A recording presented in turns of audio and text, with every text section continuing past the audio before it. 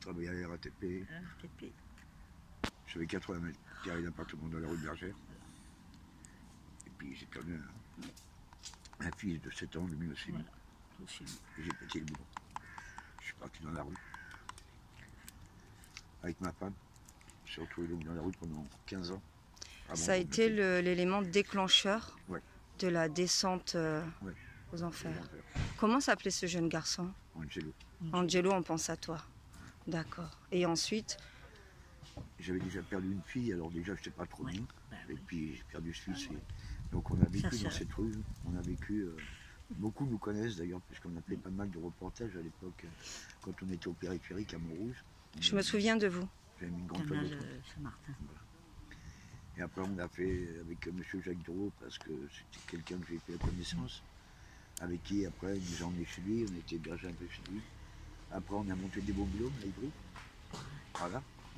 Et de là, on est reparti vers un autre appartement. Mais on a vécu pendant 15 ans dans cette rue, à savoir les galères, les agressions qu'il peut y avoir.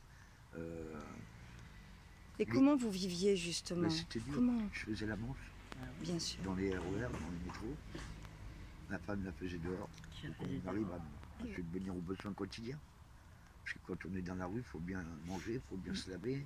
Donc on allait prendre nos douches, on allait au Formule 1 là-bas, à Montrouge. On nous autorisait à rentrer au Formule 1 prendre notre douche, puisqu'on était des gens avec qui on s'adaptait bien. On parlait bien avec les gens, on respectait les gens, malgré que nous on vivait comme ça dehors.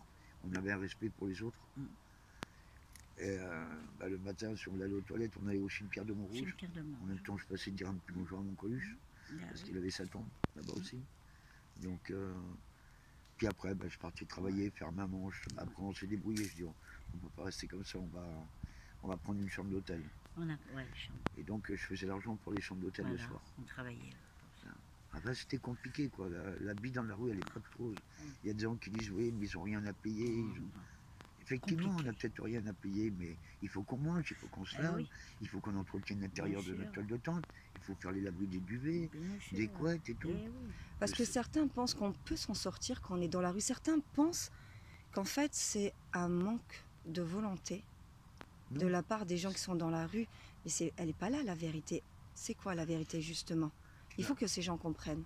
Ils ne comprennent pas parce qu'ils n'ont pas vécu. Ils n'ont pas vécu cette rue. Moi, je les disais des fois dans les rames. J'ai dit, moi, je vous invite, messieurs, dames, pour ceux qui croient que c'est facile dans la rue. Bien sûr. Évidemment, je ramasse de l'argent avec vous pour payer la chambre d'hôtel. Mais je vous emmène avec moi, passer une nuit ou deux. Venez. Ne prenez aucun papier, ne prenez pas d'argent sur vous. Et vous allez voir au premier contrôle comment ça se passe. Et puis le lendemain, vous allez vouloir boire votre café. Vous allez vouloir le midi manger. Bien sûr. Vous allez faire comment? Le seul moyen, c'est la mendicité. À une période, moi j'ai travaillé avec Bernard, tu te rappelles, on était à Paul de Tente là-bas. D'ailleurs, j'avais vu, je suis parisien, un truc qui m'avait pas trop plu, parce qu'il m'avait fait toute une page à mon insu, je savais rien. Travailleur de jour, SDF la nuit. Parce que je travaillais la journée et je dormais dans ma table de tente le soir. Voilà.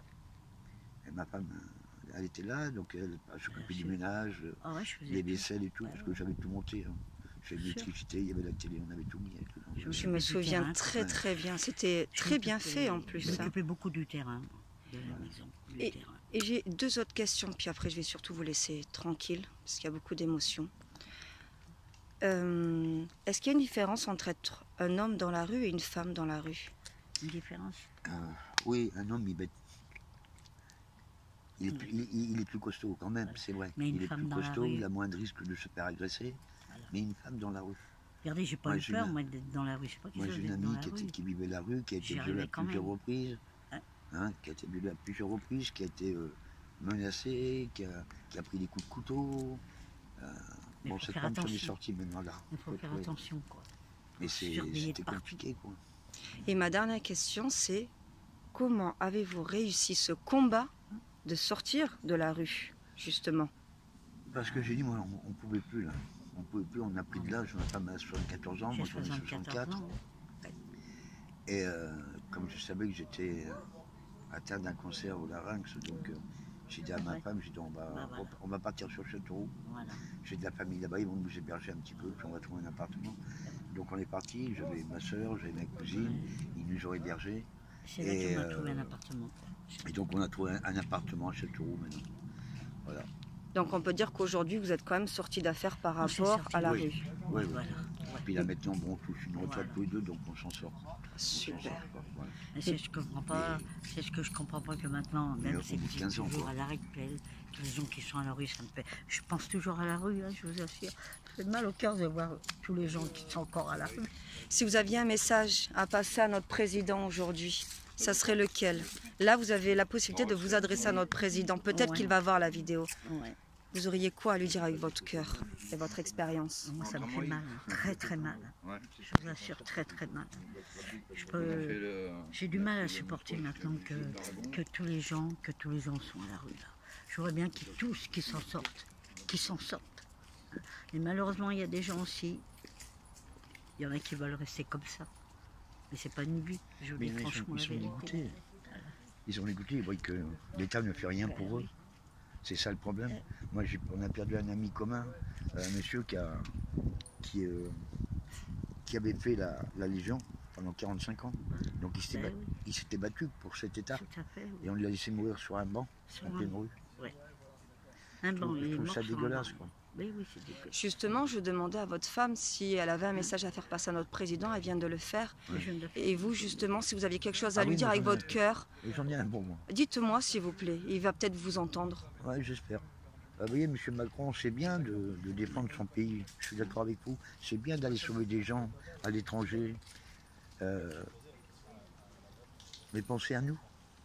Pensez à nous qui sommes dans la rue, qui ont besoin de vous, de votre aide. Parce que vous êtes quand même notre président, vous avez les moyens de nous aider. Vous avez les moyens de nous aider. Regardez-moi toutes ces tombes, M. le Président. C'est ça que je Et encore, vous ne les voyez pas toutes, parce qu'on est encore partout. Il y en a plein. bien sûr. Vous ne les voyez pas toutes. Et j'estime qu'au lieu d'acheter des armes à coups de milliards d'euros, des avions à coups de milliards d'euros, vous pourriez peut-être penser à nous en donner un petit peu à nous. Parce que moi, regardez, on vit avec ma petite femme, on vit avec 1300 € par mois. Par mois. C'est ça C'est qu'il tout. devrait repenser un peu de. Et les gens qui sont dans la rue, qui n'ont pas les moyens de s'acheter un sandwich, Eh qui oui. sont pas obligés d'aller voler dans les magasins oui. pour Pour manger, manger. et encore on appelle la police. Eh oui. Et maintenant, il y a des amendes. Hein. Il y a Il y a des des sanctions Il y a maintenant. des hein. amendes. Des Alors, au amendes. lieu de mettre des amendes, c'est vrai aussi. Au lieu de mettre des amendes pour un mégot couché par terre, moi j'ai une amie, elle a pris 85 €, sa sœur, à Jean-Marc, elle a pris 85 € d'amende 87 pour un € mégot d'amende. qu'elle venait de jeter. Il n'y a pas autre chose à faire, je sais pas. Ah, c'est une honte. Merci C'est vous qui avez beaucoup, tous les les moyens, qui avez toutes les ficelles, tirez vos Mais ficelles que oui. vous pouvez tirer. Et de nous un petit peu, mais soyez auprès de nous, nous aider un petit peu. Vous savez Parce pas. qu'on est vos enfants apparemment, d'après ce que on est vos enfants. Et je ne crois pas beaucoup, oui. puisque on ne voit pas bouger pour nous. On ne vous voit pas bouger du tout. Vous êtes jeune. On est fiers d'avoir un président jeune, Tout à fait. mais qui s'occupe bien de ce pays. Parce que c'est bien de s'occuper des autres, mais peut-être penser aussi avant. Ouais. Chez nous quand même, parce qu'il y a beaucoup de malheureux ici. Bah, sûrement qu'il y a beaucoup de. Je conçois qu'il y a Pire, des gens pire, qui pire fuient en la pire. guerre à gauche, à droite. Je comprends qu'il faut les aider. Mais avant d'aider ceux-là, il faudrait peut-être nous aider nous aussi. Même les petites jeunes Voilà. qui sont à la rue. C'est le message Même que je les voulais vous petites dire, jeunes Monsieur le qui Président. sont à la rue. Très Merci bien. beaucoup à tous les deux. Un grand merci.